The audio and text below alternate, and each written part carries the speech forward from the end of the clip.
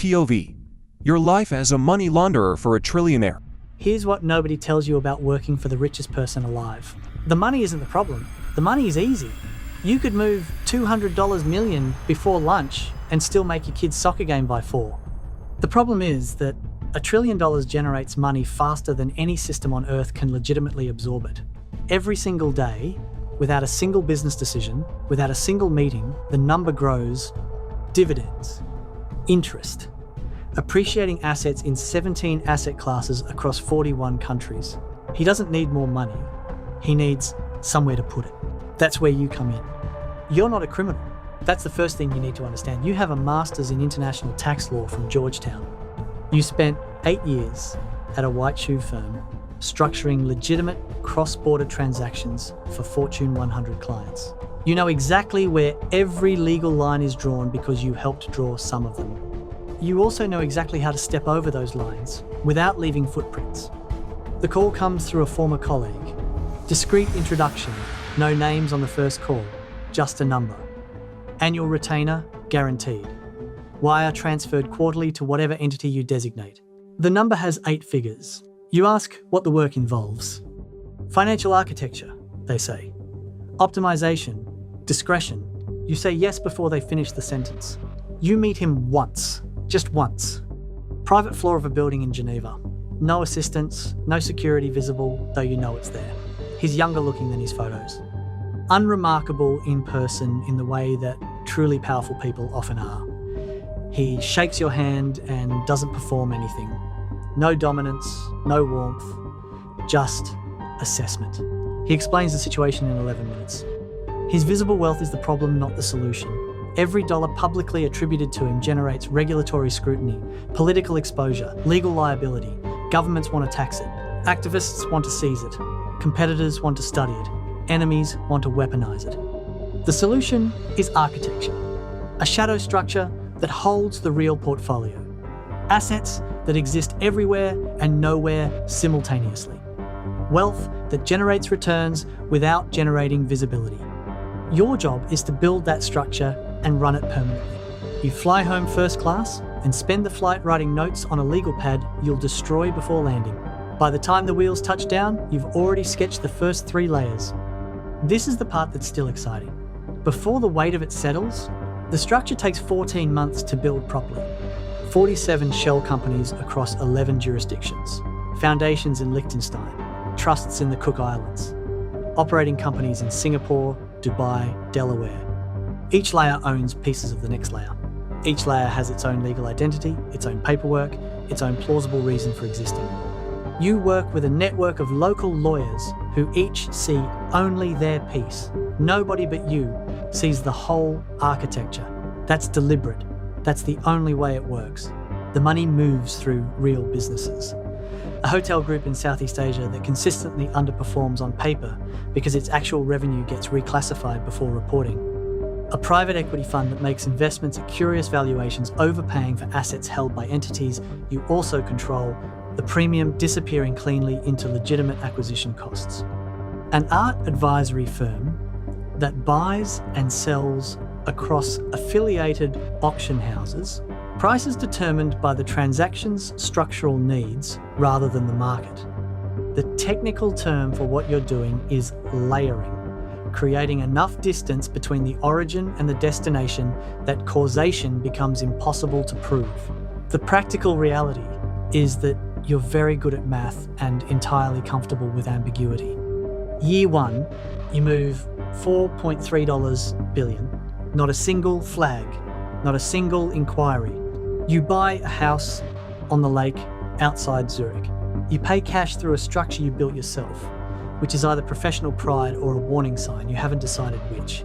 By year 3, you've stopped thinking about individual transactions. The architecture runs itself. You have 4 people now, specialists you recruited from regulatory agencies and private banking.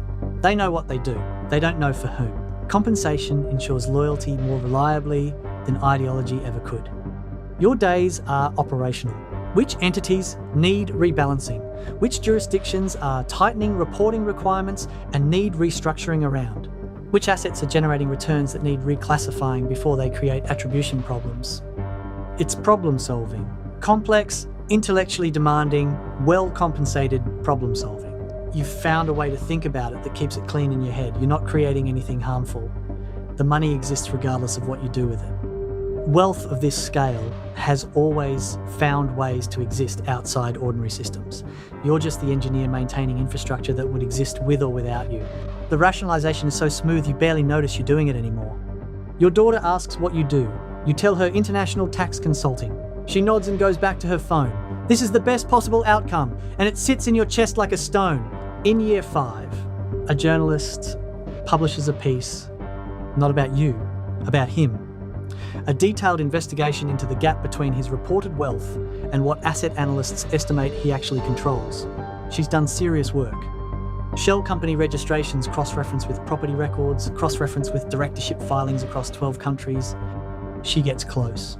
Not close enough to name you, not close enough to trace the specific architecture, but close enough that 3 of your structures appear in her documentation as question marks. You read the piece 4 times in one sitting. Then you spend 6 weeks quietly dissolving those 3 structures and rebuilding them 2 layers deeper. He calls you personally for the first time in 3 years. He doesn't express concern. He asks one question: are we covered? You say yes. He hangs up. You realize in that moment what you actually are to him. Not a person, not even an employee, a function. An operational necessity with a retainer and a non-disclosure agreement that has more pages than your mortgage. The journalist publishes a follow-up 3 months later. The question marks are gone. She moves on to other stories. You get a bonus that year larger than most people's lifetime earnings. You transfer it through 4 jurisdictions before it reaches your account. Even your own money, you can't touch directly anymore. You've been inside the architecture so long, you've become part of it. 7 years in, you do the accounting you've been avoiding, not the financial kind. The structures you maintain hold, at current valuation, somewhere between $340 and $400 billion in assets. That wealth shapes things. It funds political movements through foundations clean enough to be legal and targeted enough to be strategic. It acquires media properties and holds them without editorial interference that anyone can prove. It buys infrastructure in developing economies at prices that make sense only if you understand the regulatory access that comes with ownership. You don't decide any of this. You just make sure the money that funds it can't be traced back to its origin. At some point, the line between the infrastructure and the decisions the infrastructure enables stopped being clear. You stop looking for it around year 4. Your son starts university this fall, political science. He wants to work in international policy, wants to understand how money shapes governments and governments shape money. You pay his tuition through a trust you set up for exactly this kind of transaction. He calls you every Sunday, you answer every Sunday, 45 minutes about his week, his professors, his ideas about how the world actually works. You listen carefully. You don't say much. Year 9, the journalist who wrote the original piece published a book. You read all 340 pages in one weekend. She got further than you knew. 2 structures she identifies are ones you dissolved. One she partially maps is one you restructured 18 months ago. She's working from old data following cold trails. She's also, you notice, completely correct about everything she can prove.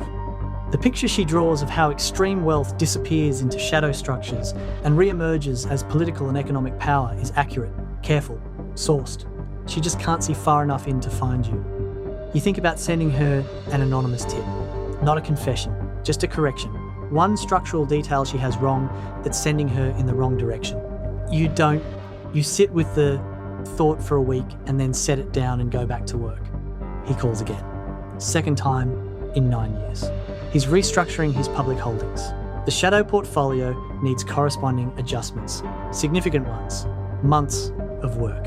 He outlines the scope in 4 minutes. Before he hangs up, he says something he hasn't said before. Good work, all of it. 3 words, 9 years. You think about what it costs a person to hear those 3 words and feel something. You feel something. That's the part that scares you most. Not the exposure risk, not the regulatory creep in 3 jurisdictions you're watching carefully, not the journalist with the cold trail that might warm up again someday. The fact that after 9 years of building shadow architecture for a man whose name you can't say out loud, whose face you've seen once, whose voice you've heard 4 times, you still want his approval. The money normalized first, then the ethics, then the identity. The approval was the last thing left that felt human, and now that's gone too. You close the laptop. The lake outside Zurich is flat and grey in the November light. You've built a structure so sophisticated that the world's best financial investigators can't find the edges of it. You've hidden more wealth than most countries will ever generate, and you are completely, architecturally, permanently invisible. You used to think that was the goal. You open the laptop, the next restructuring won't design itself.